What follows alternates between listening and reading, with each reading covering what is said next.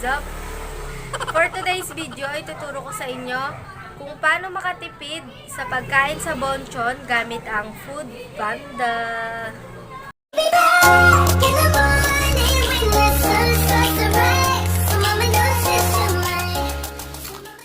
Una, syempre, i-download nyo po muna yung Food Panda.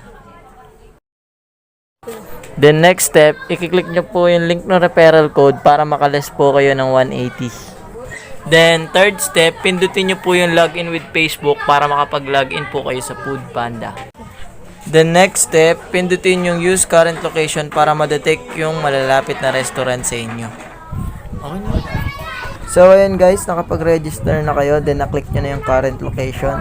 Ngayon makikita nyo na dyan yung mga available na restaurant malapit sa inyo. Then ngayon, ang napili kong restaurant ay Bonchon. Then pwede na ako mamili kung anong gusto kong orderin. So ayun guys, napili ko na yung gusto kong orderin. Then ngayon makikita nyo na dyan yung less 180 referral voucher. So ayun guys, isa-set nyo siya sa pick up time kung anong oras nyo siya ipipick up. Then sa payment, cash on delivery. Pag okay na, place order nyo na.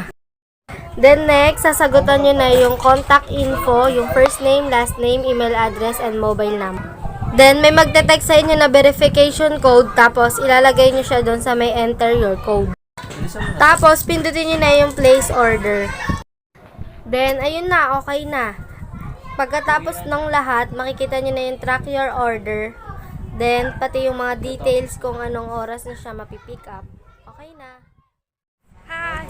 So yun na nga guys. Pupunta na kami sa Ayala.